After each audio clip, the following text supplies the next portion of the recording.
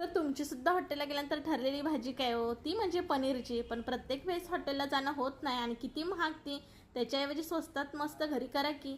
आता इथे मी वाटण करून घेतलं. कांदा, टॅमॅटो, थोडेसे खडे मसाले आणि काजू घालून, कोथिंबीर घालून ह्याचं वाटण करून घेतलं. 200 ग्रॅम पनीर घेतले, त्याचे तुकडे करून घेतले आणि त्याला सगळे मसाले घातले, घरात असतील नसतील तेवढे.